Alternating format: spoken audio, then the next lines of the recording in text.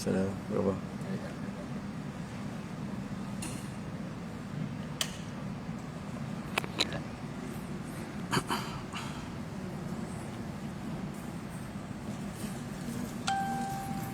Assalamualaikum warahmatullahi wabarakatuh.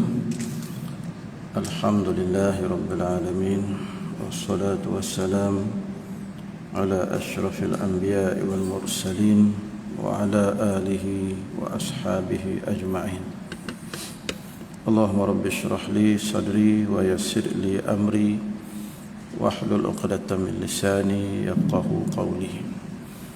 Alhamdulillah, sama-sama kita bersyukur pada Allah Subhanahu wa taala di atas kurniaan yang diberikan pada kita pada malam ni sehingga dapat kita bersua muka bertemu semula dalam kuliah maghrib ganti ni. Alhamdulillah dapat datang lagi ke Masjid Kota Damansara walaupun bukan pada rutin biasa saya. Agaknya yang saya subuh tu dah ada gantinya ya. Kebetulan datang ke Kuala Lumpur ni, kebetulannya ada kahwin anak. Anak saya kahwin orang sini, jadi baliklah semula ke sini. Untuk makluman sahabat-sahabat semua, saya sekarang ni kerja di hospital pakar, apa nama dia tak ingat dah ya, KMI Kuala Terengganu Medical Center, pegawai pembangunan syakhsiah, pegawai agama lah, kita kira duduk situ. Mula bulan 3 tahun ni lah, sampailah ke hari ni. Banyak kerja juga, dan secara praktikalnya kerja itulah orang kata kita buat. Selama ni kita ceramah saja, kita tak buat. Ada yang kita buat mungkin perkara-perkara yang boleh kita buat lah. Tapi kalau kita bincang tentang orang sakit, macam mana sembahyang orang sakit, masa saya sakit dulu saya buat lah. Tapi bila kita sekarang ni pergi jumpa orang sakit, setiap hari jumpa orang sakit, barulah kita tahu sebenarnya kita kena mengaji lebih lagi, kena belajar lebih lagi tentang orang sakit. Sembahyang orang sakit macam mana, orang kata apa, kalau kita nak sembahyang tu ada jarum pada tangan kita yang nama apa dia, branula tu, dia tampal dia punya stiker tu, ada satu stiker. Nak ambil air sembahyang macam mana, gitulah. Lebih kurang dalam setakat ni saya dah ziarah hampir 1,300 pesakit. Boleh dikatakan 90% yang tidak pasti nak buat macam mana atas pelekat jarum tu. Kita selalu bila masuk hospital memang dia letak jarum tu dan dia letak pelekat dia untuk tidak bergerak lah benda tu. Dan saya rasa bahawa kalau Prof Khairul ada, mungkin sebab PPUM dia ramai juga ustaznya. Gitulah di atas kerja-kerja saya. Barulah kita tahu kerja ni kerja bukan senang, kerja secara praktikal. Kaji fatwa terus beritahu kat orang macam mana nak buat. Jadi sahabat-sahabat semua, bila kita duduk hospital ni tiap-tiap harilah tengok orang sakit. Daripada kerja saya, kerja biasa, ceramah, mengajar, kuliah, pergi tengok budak-budak, contohnya saya masuk hospital ni, jadi kita tahulah keadaan macam mana orang sakit dan suasana dia, pertolongan yang perlu kita beri macam mana. Begitulah keadaan yang mana orang biasa, orang sihat lah, dia tak berapa tahu hal-hal ini begini. Kadang-kadang ustaz-ustaz kita yang sihat ni pun tak pernah sakit. Kerasnya dalam fatwa, kerasnya dalam pandangan.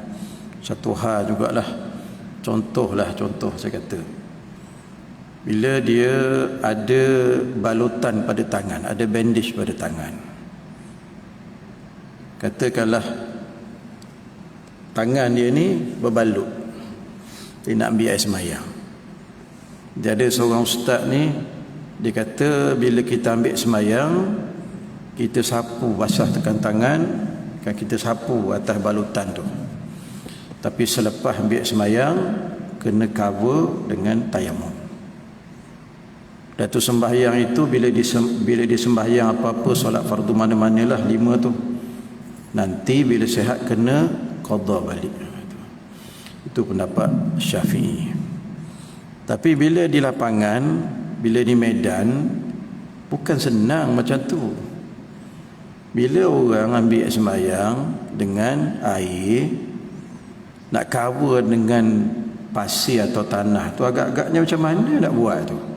Dengan tangan yang ada lembab dengan air, lekat ke tidak tu tanahnya tu? Memang lekat lah. Satu bilik hospital tu dia jadi pasir semua atau tanah semua, kotor habis. Nanti kalau ada infection apa-apa kan masalah pula. Jadi kita ambil lah pendapat JAKIM yang terkini. JAKIM pun dia upgradekan dia punya pandangan dia. Dia upgradekan.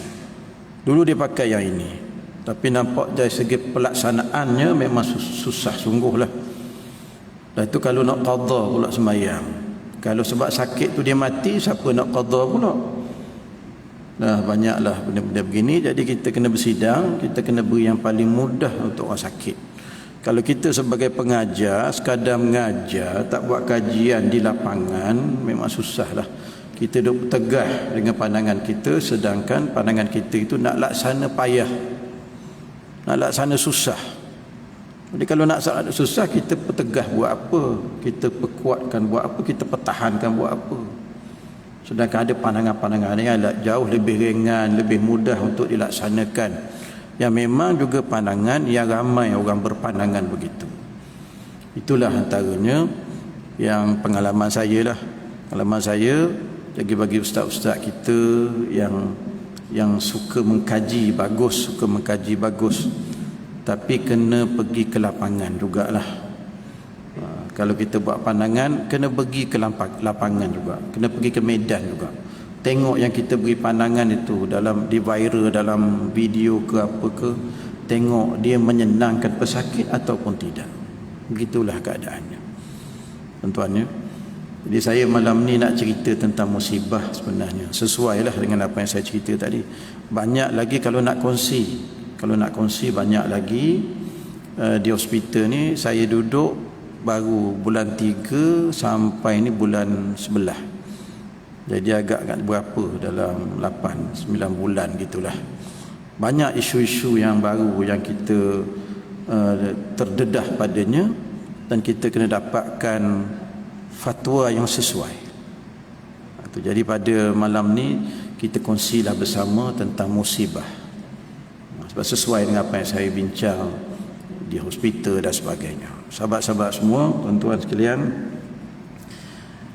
ayat 156 surah Al-Baqarah, Allah berfirman, alladzina idza asabathum musibah qalu inna lillahi wa inna ilaihi raji'un.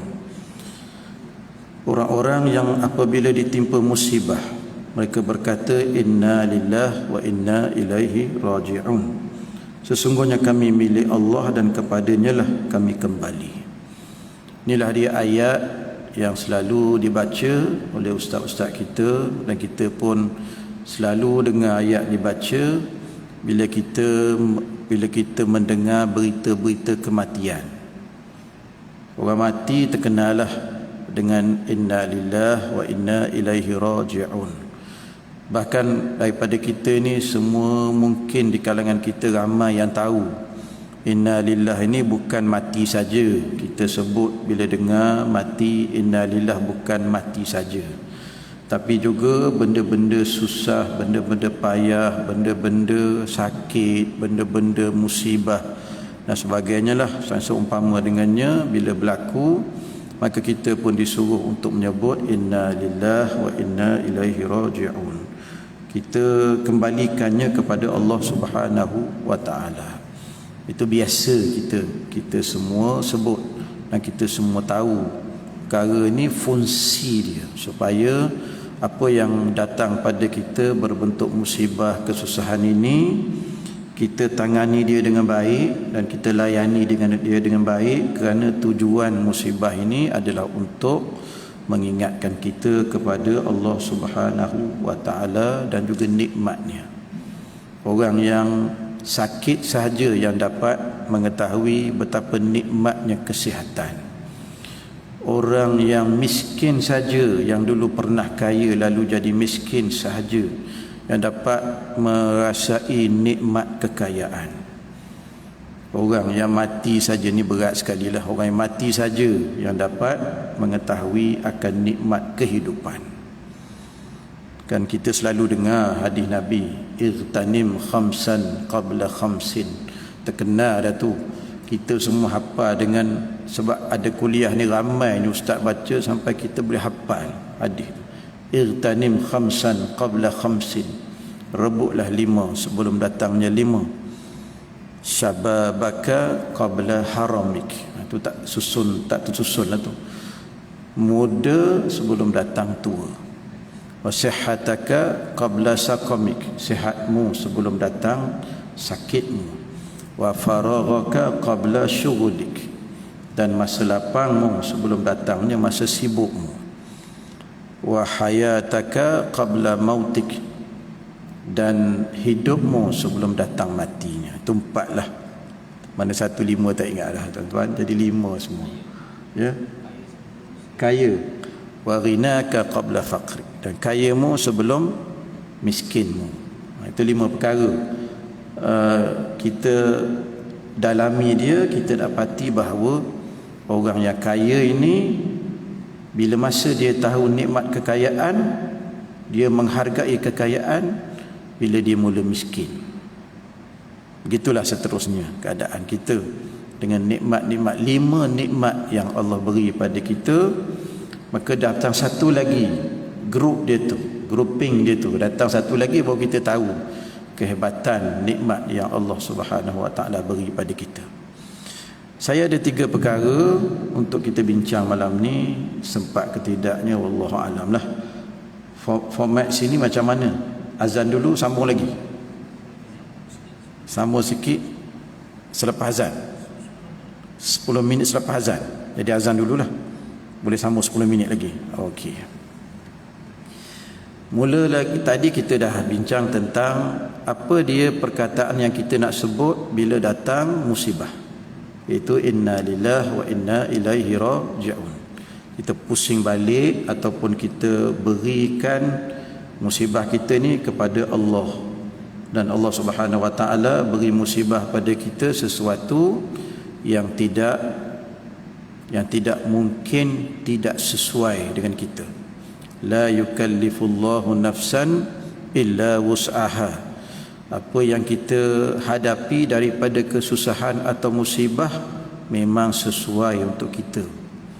Maknanya kita boleh hadapi dengan kudrat kita, dengan kekuatan kita. Allah beri yang memang sesuai dengan kita. Allah tidak akan beri sesuatu musibah yang tidak sesuai dengan kita. Macam kadang-kadang kita rasa tak larat nak hadapi musibah ini. Sebenarnya kita rasa tak larat. Allah lebih mengetahui bahawa musibah ini memang kita mampu hadapi. Gitulah keadaannya, insya-Allah ya. Ada ayat ke-155, ayat 155 surah Al-Baqarah. Allah senaraikan jenis-jenis musibah. Ini pun ayat biasa kita baca, wala nabluwannakum bisyai' minal khauf wal ju' wa naqsim minal amwali wal anfusi wath thamarat wa basyiris sabirin. Ayat ni ujung dia tu, ujungnya tu, dia berita gembira kepada satu kumpulan saja manusia. Allah kata, dan kami menguji kamu dengan sedikit dari ketakutan, dan juga dari kelaparan, dan juga dari kekurangan harta, dan juga dari kematian, dan juga dari buah kayu, kurang buah kayu. Wa basyiris sabirin, dan sampaikanlah berita gembira kepada mereka-mereka yang sabar. Jadi 5 perkara bentuk ujian itu digi kepada orang yang bersabar. Tuju kepada orang yang bersabar. Kerana kelima-lima perkara ini akan mampu dihadapi oleh orang-orang yang sabar. Sebab itu disampaikan berita gembira, wabasyiris sabirin. Sampaikanlah berita gembira kepada orang-orang yang sabar. Orang yang sabar tu orang apa? Orang yang mampu berhadapan dengan ketakutan tadi, dengan kelaparan tadi, dengan kekurangan harta tadi, dengan saudara mara mati, dengan kekurangan pokok kayu atau buah kayu. Orang yang sabar dengan musibah yang 5 ini, maka dia itulah yang disampaikan berita wabasyiris sabirin, sampaikan kepada mereka tentang mereka itu adalah orang-orang yang sabar. Jadi kalau tengok pada keadaannya, kumpulan-kumpulan lain itu, kalau ada orang sabar, bolehlah hadapi 5 perkara ni. Itu satu. Dan yang kita kena faham juga bahawa, sama-sama kita faham bahawa kelima-lima bentuk musibah ini atau kesusahan inilah yang berlaku kepada dunia sekarang. Inilah yang berlaku sekarang. Contohnya kita sekarang berhadapan dengan kematian. Kematian sebab pandemik COVID-19 ini. Tiap-tiap hari orang mati, tiap-tiap hari. Jadi sekarang ni pun kita takut. Tapi orang, walaupun tak orang takut, tahulah datang tadi pun pusing sana, pusing sini, pusing sana, jam teruk juga nak boleh sampai tu 6-10 keluar. Maknanya sempat rakaat pertama lah 6-10 keluar ni tuan-tuan, kira sejam juga tu. Boleh tahan juga lah jamnya, dalam keadaan kita masih lagi ketakutan dengan penyakit. Jadi bab penyakit COVID saja ni kita ada ujian ketakutan dan juga kelaparan. COVID saja tu kita ada 5 duduk situ. Duduk pada COVID itu ada 5 jenis, 5 ni ada belaka di situ. Kita rasa takut. Takut apa? Nak pergi mana-mana takut berjangkit. Yang kedua, wal ju', lapar. Sebab orang tak ada kerja, habis harta, habis duit, orang jadi lapar disebabkan sakit tu satu. Juga wa naqsim minal amwal. Sebab apa lapar? Sebab harta kurang, harta jadi kurang, duit simpanan habis sikit. Kalau kita simpan 15,000, saya kata saya dah sempatlah 15,000 dulu sepanjang saya hidup, sempatlah mengajar ni 15,000. Habis masa PKP pertama dulu, habis semua. Tak habis sempat setahun. 15,000 tu kira kita belanja 1,000 sebulan ni, kira sikit lah tuan-tuan ni. Bagi kita bagi 2, 500 sebulan. Lepas tu kereta macam mana, rumah macam mana. Naqsim minal amwal, kurang harta benda. Pujian Allah. Selepas itu wal anfus, kematian. Dengan sebab COVID ni mati ramai mana orang. Allahu Rabbi ya. Subhanallah tuan-tuan. Satu rumah tu mati. Pagi adik dia datang bincang dengan hospital di kaunter tu, nak simpan jenazah ibu macam mana. Dalam waktu yang sama telefon datang, kakak pula mati. Jadi terus bincang mayat kedua nak simpan macam mana. Masya Allah ya. Anfus mati. Itu yang keempat. Di sebalik COVID itu ada 4 ujian dalam ayat 155 Al-Baqarah ni, ada belaka di situ. Yang akhirnya ialah was-samara, kurangnya buah kayu. Kurangnya buah kayu. Buah kayu wallahu alam lah, dia mungkin agak berbeza sikit dengan yang pertama, yang kedua, yang ketiga, yang keempat kurang. Di situ berbeza sedikit dengan tu. Tak apalah. Yang tu kita bincang secara lalu ayat 155 surah Al-Baqarah.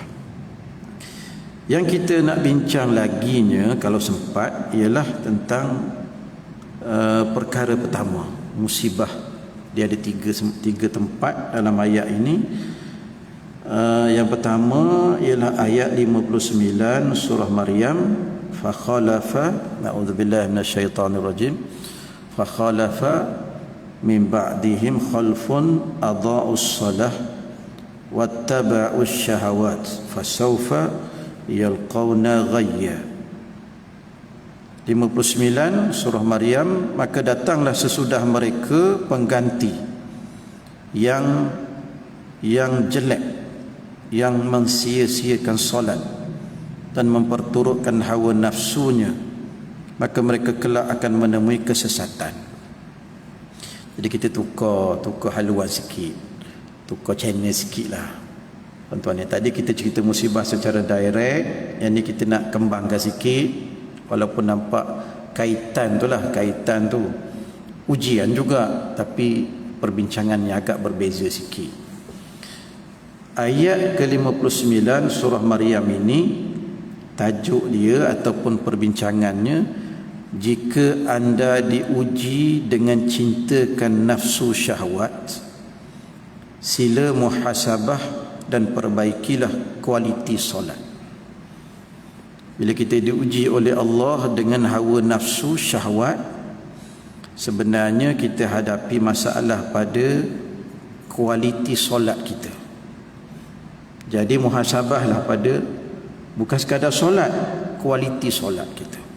Berdasarkan ayat 59 surah Maryam, Allah kata, barulah kita nampak dia punya hubung kait tu. Maka datanglah sesudah mereka pengganti, yakni pelapis-pelapis kita, generasi-generasi kita yang datang menggantikan kita, yang jelek, yang mensia-siakan solat dan memperturutkan hawa nafsunya. Bila dia mensia-siakan solat, maka dia akan meletakkan hawa nafsu di atas. Jadi hubung kait nafsu dengan solat itulah yang perlu kita uruskan dengan baik. Baikilah kualiti solat kita, selesailah masalah hawa nafsu. Kerana ayat Quran, ayat 59 surah Maryam ini menggabungkan dua perkara di dalamnya. Setelah itu Allah sebut dalam hujung ayat, fasaufa yalqawna ghayya, maka mereka kelak akan menemui kesesatan. Menurut hawa nafsu, kahwin satu ialah orang kahwin dua, kahwin tiga agama benar lagi, kahwin empat agama benar lagi. Tak cukup lagi, nak kelima pula. Bila nak yang kelima, dia mesti cerai satu daripada empat. Dia cari yang paling tak bagus, dia cerai yang tak bagus untuk masuk satu lagi, jadi tetap empat, kena buang satu. Tak habis-habis dengan perangai duk cari perempuan je. Nafsu tak habis-habis. Pasal apa? Pasal masalah kualiti solatnya itu. Pada kualiti solat lah sebenarnya masalah. Gitu juga dengan hal-hal yang lain. Nafsu kita dengan harta benda misalnya, tak habis-habis lah kita dengan hawa nafsu kita dengan harta benda ni. Jadi sebab apa hawa nafsu dengan harta ni, tahulah macam mana, sampai sanggup tinggalkan sembahyang. Sampai begitu dia akan menempuh fasawfa yalqawna ghayya, mereka akan menempuh kesesatan. Mereka akan menemui kesesatan. Yalqaw ni menemui. Mereka akan menemui kesesatan. Sebab apa? Sebab mereka turut hawa nafsu. Kenapa mereka boleh turut hawa nafsu? Kerana kualiti solat itu, dengan sendirinya solat itu tidak boleh mencegah dia daripada terus mengikuti hawa nafsunya. Solat itu tak boleh jadi pendinding dia untuk menjadi pendinding daripada dituruti hawa nafsu itu. Maka disebabkan itu mereka akan menemui kesesatan. Jauhlah sesat. Orang kata semayang betul, kualiti semayang tak ada. Itu masalahnya, kualiti semayang tu tak ada. Subhanallah ya. Jadi semayang kita itu kena ada kualitinya. Gitu ya. Macam saya datang ceramah. Bila saya muhasabah diri saya datang ceramah, dulu-dululah saya mula-mula ceramah. Kata ceramah pasal apa? ceramah ni dapat duit. Kita macam itulah. Walaupun kita tak tunjuk sangat kat orang, kita tak cerita kat orang, perasaan kita ni bila datang ceramah kita dapat duit. Sebenarnya ada perasaan tu. Tapi bila lama kelamaan masuk 5-6 tahun, akhirnya kita tak fikir dah tentang duit tu. Yang penting keseronokan aku datang ceramah, datang kuliah, orang ramai. Akhirnya masjid surau yang orang ramai menjadi keinginan kita untuk datang. Tak kira dia beri berapa pun, tak beri, tak apa, sikit pun tak apa, tak ada masalah. Asalkan kita datang orang ramai. Dah hilang, dah jadi beza dah. Beza dah. Untuk beza. Jadi menunjukkan sembahyang kita itu dia ada peringkat-peringkat dia. Peringkat-peringkat dia. Mengapa masa kita sembahyang umur 18 dulu tak macam kita sembahyang ketika umur 50? Kualiti dia. Dulu masa kita umur 18 20 kita duk cerita nak gopoh je, nak cepat je sembahyang. Tak ada kualiti. Maka bila tak ada kualiti, tak ada kesan kepada kehidupan kita, terutama dalam bab-bab melayani hawa nafsu. Tapi bila kita dah umur 50-an, kita sembahyang tak gopoh dah. Tak ada dah nak laju-laju. Walaupun sibuk macam mana pun, jarang dah kita jumpa orang tua-tua ni dia sembahyang laju. Walaupun dia boleh sembahyang laju, tak ada sakit, tak ada apa. Tapi sebab apa? Sebab sembahyang ketika umur 18 itu, mungkin kita masih tidak mencapai tahap kematangan solat yang sebenarnya, iaitu kualiti solat. Sehinggalah kita umur 50, baru kita rasa kenikmatan solat. Barulah kita nampak kualiti solat. Barulah punya, patutlah. Bila aku dulu masa 20, masa 18 tahun, solat itu tak berapa, cuma sekadar lepas batuk di tangga saja sembahyang. Dia langsung tidak memberi guna kepada kita dalam menghadapi kemungkaran, kemaksiatan. Kita boleh buat walaupun kita bersembahyang. Rupanya sebab sembahyang kita tak ada kualiti. Sekarang bila umur 50 kita nak buat maksiat, kita break. Break. Sebab sembahyang kita ketika itu, ketika umur 50 telah mempunyai kematangan yang tinggi atau kualiti yang hebat. Gitu antaranya. Yang ini bila saya sebut, tuan-tuan sendiri, sahabat-sahabat semua faham. Sebab kita bermula dengan umur belasan tahun kita sembahyang, sampai itu sekarang kita sembahyang sehingga sekarang umur 50 tahun, suasananya sangat berbeza. Sangat berbeza dengan tingkah laku kita, pergerakan sembahyang tu. 50 ni steady pergerakan. Masa 20 laju. Sebab kita tak ada rasa sembahyang itu suatu keuntungan, tak ada. Masya Allah, nampak situ sikit. Kalau tak banyak pun nampak sikit. Itu yang pertama. Yang kedua, kita pergi kepada yang kedua yang berkaitan dengan ayat 32 surah Maryam. Surah Maryam juga tadi 59. Wa barram biwalidati wa lam yaj'alni jabbaran syaqiyya. 32 surah Maryam. Dan berbakti kepada ibuku dan dia tidak menjadikan aku seorang yang sombong lagi celaka. Saya ulang balik terjemahannya. Dan berbakti kepada ibuku dan dia tidak menjadikan aku seorang yang sombong lagi celaka. Ayat ni agak-agaknya sekali dengar, agak-agak kita dah tahu siapa yang bercakap tentang ibunya ni. Tentulah Nabi Isa alaihi salam. Ceritanya surah Maryam. Surah Maryam cerita tentang Nabi Isa alaihi salam.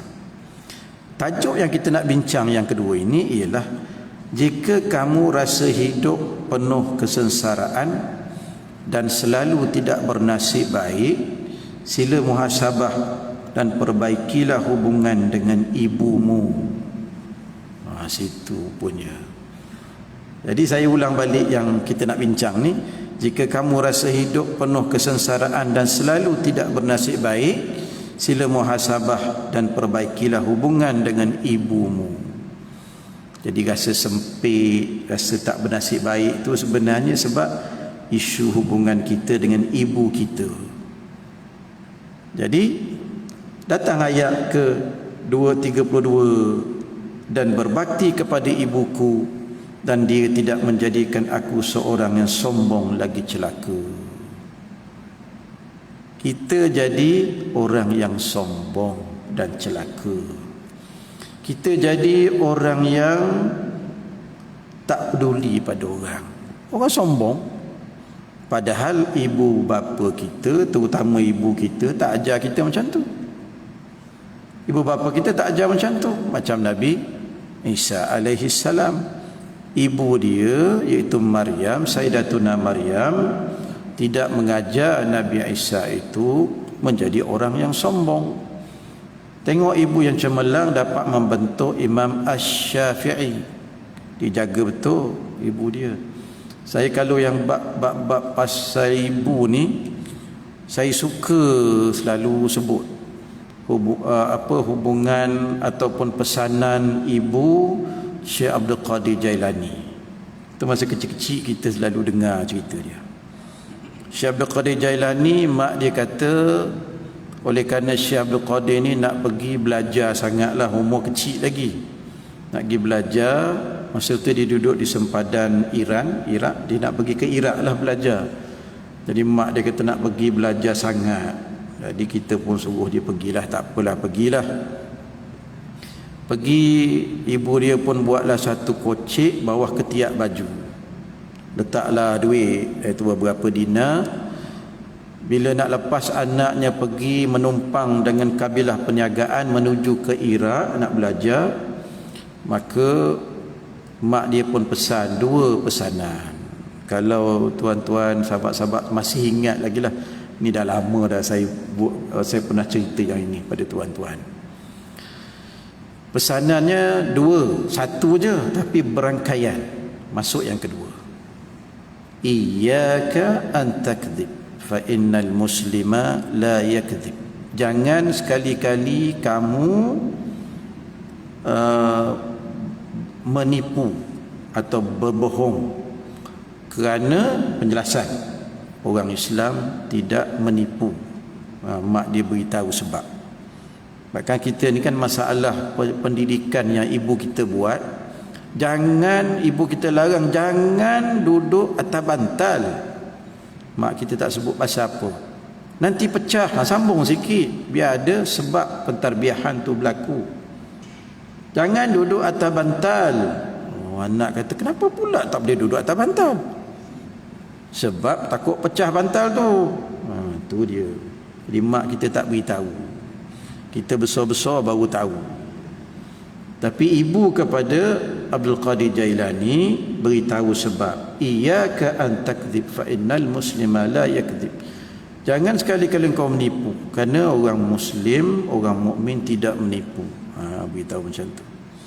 Anaknya pun ditumpangkan dengan satu kabilah perniagaan menuju ke tempat atau ke Baghdad. Tujuannya belajar ilmu. Tujuannya belajar ilmu. Subhanallah ya. Hebat tu tujuan tu ya. Tujuan. Tengah-tengah jalan datang perempuan 40 orang penyamun. Piramli lah. Cerita Piramli lah ni, ingatlah penyamun tu. 40 orang penyamun datang. Bila datang 40 orang penyamun, sekat habislah. Ambillah barang-barang berharga termasuk duit. Jadi penyamun ni cek habislah barang-barang orang yang dia tangkap ni, kabilah ni, kafilah ni. Sampai tempat budak ni, cek-cek budak ni, Abdul Qadir ni tak ada benda lah. Dia bawa apa? Duit bawa ketiak. Bukan orang nak cek buah ketiak. Selain daripada baunya busuk. Bijaksana juga ibunya. Kan? Sebab tu dulu kalau orang Terengganu panggil kelepek, ada kelepek. Tahu kelepek? Macam mana nak sebut kelepek? Ada orang Terengganu si kelepek ni, dia ada beg, orang perempuan dia ada beg dalam itu. Jadi duit orang payah nak curi. Jadi sahabat-sahabat semua, selepas tu dia tanya, "Hei budak, engkau ada tak ada barang berharga, tak ada duit ke?" "Ada." Syekh Abdul Qadir kata, "Ada." "Kat mana?" "Bawah ketiak." Jadi dia pun tarik budak ni pergi jumpa bos penyamun. Bos penyamun tanya, "Kenapa kau ni betul bendur sangat? Dah orang cari tak jumpa, kau beritahu buat apa?" Dia kata, bukan itu masalahnya. Masalahnya ibu saya pesan apa? Iyyaka an takdzib fa innal muslima la yakdzib. Jangan sekali-kali engkau menipu, kerana orang Islam tidak menipu. Ungkapan cakap yang terlalu simple, senang, tapi menyebabkan ketua penyamun fikir sampai menangis, basah janggut-janggut. Kalau budak kecil macam ni pun jaga mutiara nasihat ibunya yang bagi aku tak berapa penting, aku ni rompak orang tiap-tiap hari, bunuh orang tiap-tiap hari, langsung tak ambil kira benda-benda yang besar begitu yang aku buat. Ni budak kecil sampai begini pun jaga ciri-ciri mukmin, ciri-ciri muslim, sifat muslim.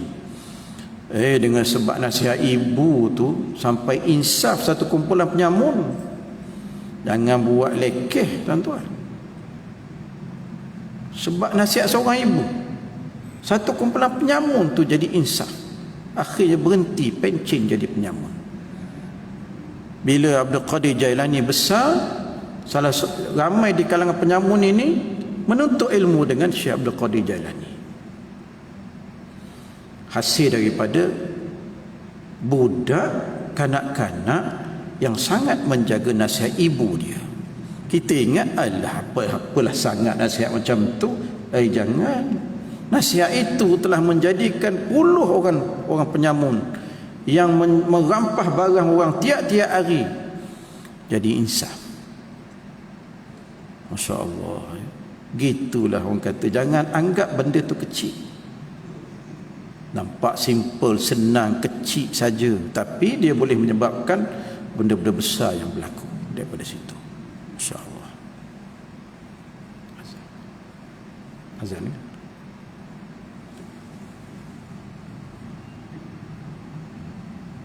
Sebelah situ lebih.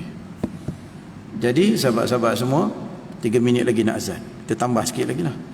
Lepas tu baru selepas azan ni kita tambah yang ketiga. Sempatlah insya-Allah kita habis.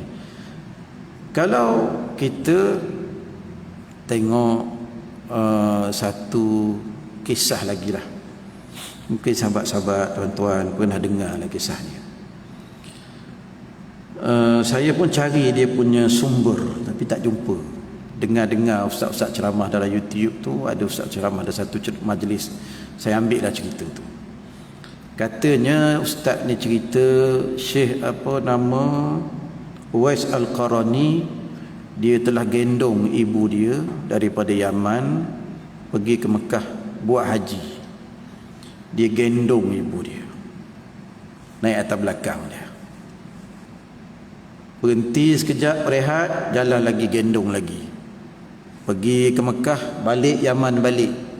Tak tahulah, saya rasanya kalau daripada Jeddah pergi ke Yaman tu mau juga 5 jam juga ni kapal terbang, kata silap 5 ke 4 jam rasalah.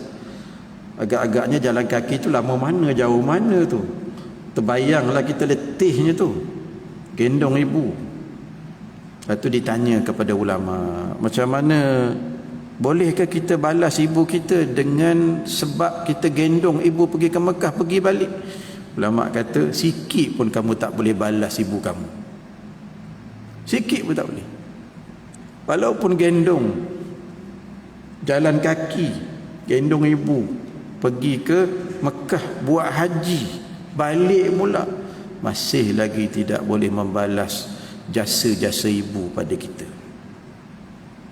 Gitulah kita dengan ibu ni. Tiap-tiap kita ni memang ada sungguh benda yang kita buat dengan ibu kita, insya-Allah ya. Jadi bila kita ingat-ingat akan ibu kita ni, ingat-ingat masa-masa kecil, tak lepas masuk syurga ni agaknya, tuan-tuan ya. Macam tak lepas je masuk syurga ni.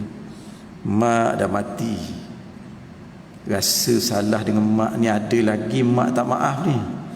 Masa umur 15 dulu, masa umur 20 dulu, contohnya.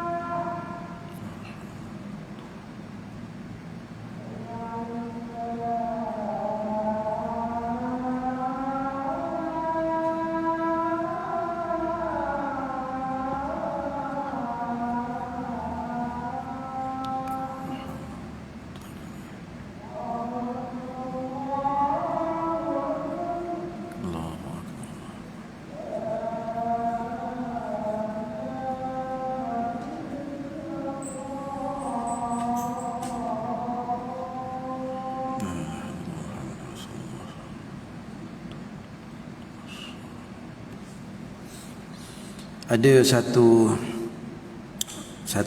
cerita di masa saya ziarah salah seorang pesakit. Ziarah ibunya ni umur dah agaknya 82 lah. Itulah lebih kurang. Dia separuh nyanyuk, separuh sedar gitulah. Jadi yang jaga ni anak dia umur 59. Di pencen awal. Perempuan lah jaga ni. Saya masuk je cerita makcik ni umur berapa? Dia kata 82, 83 macam tu lah. Kata sedar, tak sedar separuh-separuh dia kata. Kadang-kadang sedar, kadang tak sedar, nyanyuk separuh lah. Jadi saya tanya semayangnya macam mana? Tanyalah satu-satu. Semayangnya macam mana? Saya tak sempat nak uruskan semayang dia lah Ustaz, kata. Saya pun. Jadi kita buat relax lah. Terkejut juga lah. Kata kenapa tak boleh nak uruskan semayang dia? Susah lah Ustaz uruskan semayang dia. Dia dengan pampers lagi pakai. Dia dengan wire sana, wire sini. Saya pun dah naik geram dah. Tapi kita tak boleh lah nak tunjuk geram kita kat penjaga pesakit ni. Saya kata masa ibu jaga kita dulu tak ada pula ibu bersunguk kan. Yelah, tahulah Ustaz. Kita bangun 3-4 kali satu malam pun ibu tetap bangun juga menyusukan kita, basuh pampers kita, bersihkan kita. 3-4 kali pun bangun juga kan. Yelah Ustaz. Lepas tu kata saya ni patut abang saya ni ambil tanggungjawab semua ni. Oh, dia ungkit habis lah. Ungkit sana, ungkit. Abang saya yang lelaki lah patut uruskan ibu ni, kata dia. Oh, dia mula dah ungkit sana, ungkit sini, ungkit sana, ungkit sini. Tuan-tuan ya. Bayangkan kalau kita jadi ibunya. Kalau tuan-tuan jadi ayahnya, tuan-tuan atau puan-puan sinilah jadi ibunya, macam mana agaknya? Dengar Tok Guru ceritalah, ada hadis Nabi pun ada sebut. Biasanya si ibu yang dilayan begini oleh ayah anaknya, dia juga dulu melayan ibu dia begitu. Banyak sangat dengar ustaz-ustaz cerita pasal ni. Oleh kerana kita ni orang tua yang tidak dilayan oleh anak kita ketika sakit. Sebab kita dulu juga bersikap gitu kepada ibu kita. Itu yang paling saya takut. Sebab apa paling takut? Antaranya menyebabkan saya takut, kita tak boleh nak ubah apa-apa dah. Tak boleh nak ubah apa-apa. Maknya ni kalau datang sedar dia boleh semayang. Cuma kena pertolongan anaknya. Tanpa pertolongan anaknya, maknya akan tinggal semayang. Dah kita mula rasa susah nak tukar pampers. Saya kata panggil nurse, tolong tukar pampers. Memang kerja nurse macam tu. Lepas tu bila dah bersih pampers, uruskan ambil air semayangnya. Ambil air semayang yang fardu saja, 4 je. Muka, tangan sampai siku, kepala atau rambut dan juga kaki, 4 saja. Sembuh saja, ada spray sembuh aja, senang je. Tapi dia anggap susah. Sebab apa dia anggap susah? Sebab dia langsung tak fikir ini tanggungjawab dia. Lagilah teruk kalau kita nak kata ni syurga aku, lagilah susah. Ni syurga aku ni. Tu tak payah, tak payah sebut yang tu. Kita sebut tentang tanggungjawab je dulu. Belum pergi ke syurga aku tu. Tanggungjawab dulu. Oh payah. Geleng kepala. Saya pun geleng kepala. Saya berilah nasihat apa-apa yang patut. Jadi saya pun keluar. Masya-Allah. Saya pun pergi jumpa jururawat yang nurse. Dia kata bilik sekian nanti pergi tengok, setiap masuk waktu pergi tengok, tolong pergi tengok dan bawa spray. Dan bawa pampers tu, tukar tu pampers dan awak semua ambil semayang untuk ibu dia. Kalau dia nyanyuk tak payah. Sebab nyanyuk dah hilang taklifah untuk solat. Tak payah solat sebab dia nyanyuk kan, tak apa. Tapi kalau dia datang sedar, kena beri dia semayang, suruh dia semayang. Macam tu. Masya-Allah ya. Yang menduka citakan sikit yang saya sebut tadilah. Kita tak boleh nak ubah apa-apa dah. Kalau kita bersikap begitu, kita tak boleh nak ubah apa-apa. Kan? Tak apalah, kali ni kita main dengan najis mak kita, tak apalah. Merecik kat kita ke kita pergi tukar, tak apa, kita orang sihat, kita orang muda lagi. Boleh pergi mandi kalau kena kotor. Mak kita tak boleh buat apa dah. Duduk terlantar atas katil tu. Masya-Allah. Itu sekali. Maknya ada seorang lagi, maknya memang boleh sembahyang. Saya tanya makcik nak sembahyang? Nak? Kata. Lama dah makcik tak sembahyang. 3 hari dah duduk hospital ni tak. Saya pun tengok anak dia. Tak apalah ustaz. Dia sakit bukan dia boleh sembahyang pun. Dia ambil mudah. Dia ambil senang. Gitu je. Kita nak didik anak kita macam mana tak tahulah tu. Ataupun kita telah mendidik anak kita macam mana tak tahulah tu. Nak jaga kita bila kita sakit. Wallahu a'lam. Ya. Beruntunglah orang yang dapat anak-anak yang soleh dan solehah. Sebab tu Nabi sebut idza mata ibnu adam inqata'a amaluhu illa min salas. Bila mati saja anak Adam, maka terputuslah daripadanya melainkan 3 perkara. Terputus semua 3 perkara. 3 perkara semua kita tahu. Yang pertama sedekah jariyah, sedekah jariyah.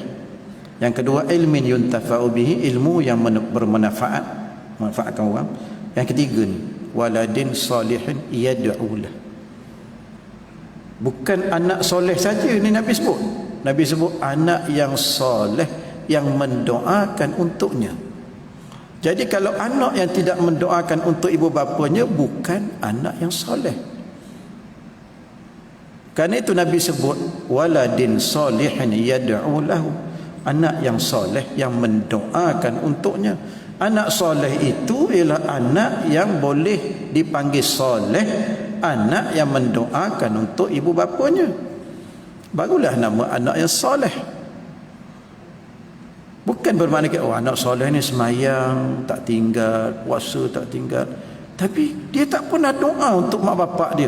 Itu bukan anak yang soleh. Walaupun dia bersembahyang, rajin sembahyang, itu bukan anak yang soleh.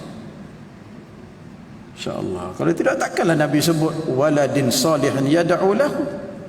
Yang lain ada juga, contohnya sedekah jariyah. Yang kedua ilmin yuntafa'u bihi, itu pun ada juga Nabi sebut belakang. Bukan ilmu saja, ilmu yang dimanfaatkan orang. Yang anak ni waladin salihin yad'u lahu, anak yang soleh yang mendoakan untuknya. Sehingga ditanyakan oleh seorang kepada seorang syekh. Dia kata, macam mana dikatakan anak yang soleh? Jawab syekh, anak yang sentiasa mendoakan akan ibu bapanya. Rabbighfirli wa liwalidayya warhamhuma kama rabbayani saghira. Itulah dia doanya. Sebab apa? Ridha Allah bi ridha walidain. Ridha Allah dengan sebab ridha kedua ibu bapa. Selagi mana kamu, mak bapak kamu tidak ridha pada kamu, Allah tak ridha pada kamu. Baikilah hubungan dengan ibu bapa. Kalau nampak sempit hidup, buat ni tak kena meniaga, ni tak kena meniaga, tu tak kena, tak jadi, rugi sentiasa. Pergi jumpa mak dulu. Kalau mak mati, pergi ziarah mak dulu di kubur. Buat derma untuk ibu. Ibu kita, ayah kita ni tunggu. Apa juga yang kita buat untuk dia. Menderma untuk dia, bersedekah untuk dia, beri makan pada anak yatim untuk dia, misalnya. Barulah nanti dia dapat sesuatu manfaat daripada anaknya yang masih kekal hidup atas muka bumi. Gitulah. Kita baiki hubungan ibu kita bukan masa dia hidup saja, masa mati pun dia. Cara macam mana? Pergi ziarah kawan-kawan dia. Itu yang Nabi SAW buat, ziarah kawan-kawan Khadijah selepas Khadijah wafat. Itu. Satu lagi tuan-tuan, minta maaf terlebih masa. Satu lagi, saya ambil 2-3 minit insya-Allah. Ayat ke-124 surah Taha. Wa man a'rada 'an dzikri fa inna lahu ma'isyatan dhanka wa nahsyuruhu yaumal qiyamati a'ma. Dan barang siapa berpaling dari peringatanku, maka sesungguhnya baginya penghidupan yang sempit, dan kami akan menghimpunkannya pada hari kiamat dalam keadaan buta matanya.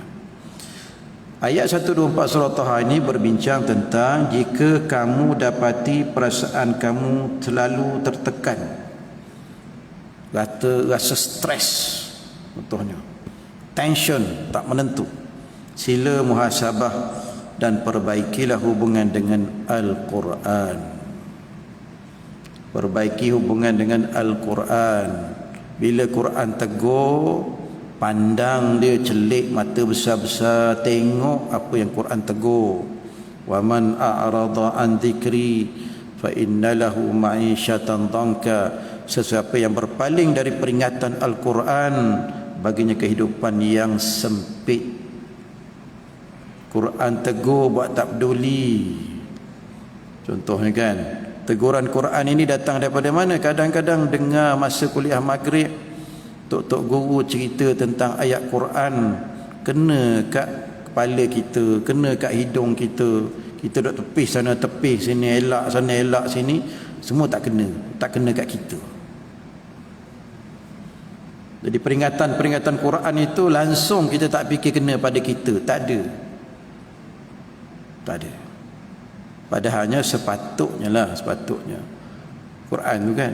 Ada seorang nama apa, profesor apa di England, dia kata bila dia baca Al-Quran, bila dia baca Al-Quran saja, antara fokus dia baca surah Duha.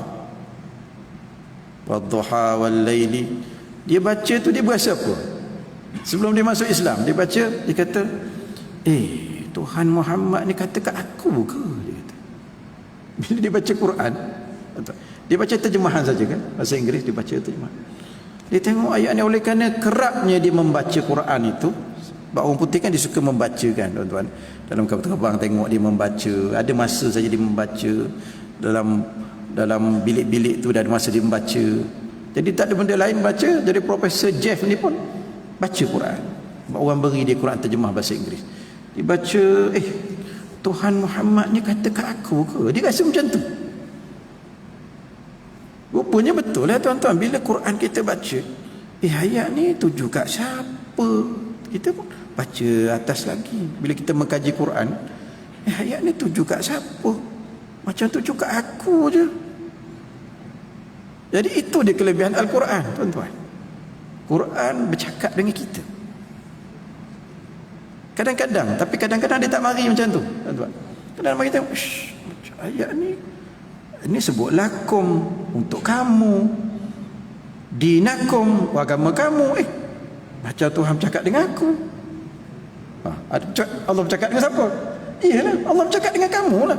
Tapi kamu tak rasa percakapan itu Allah yang cakapkan. Kita tak rasa yang itu. Maka baikilah hubungan dengan Al-Quran. Baca Al-Quran, jangan baca belagu saja. Jangan baca belagu saja. Belagu tu bagus, tapi baca Allah kata apa pada kita tu. Sebab tu Allah sebut dalam ayat, sesiapa yang membelakangi peringatanku, baginya kehidupan yang pincang, kehidupan yang sempit.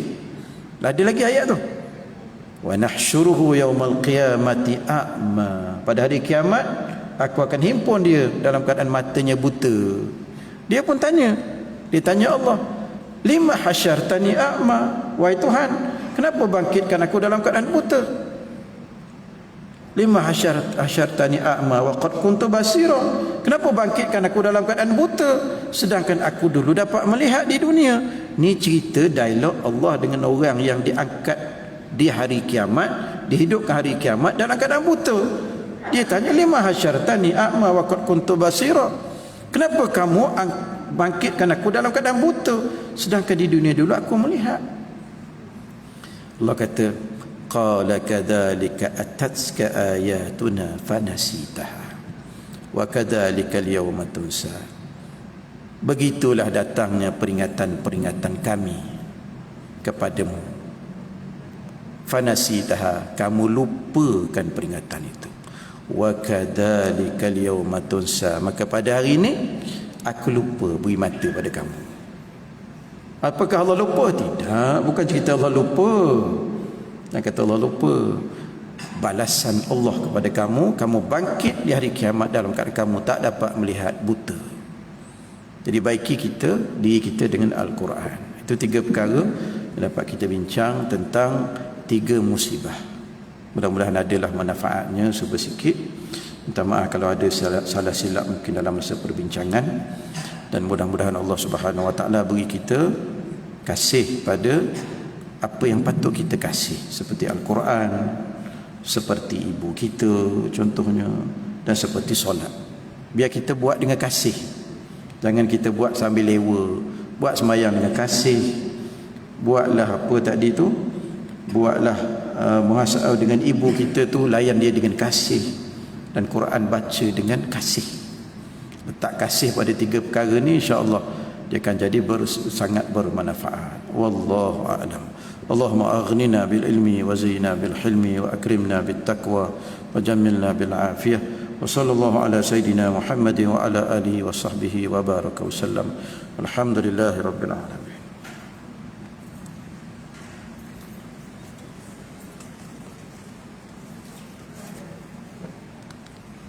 Ada satu derma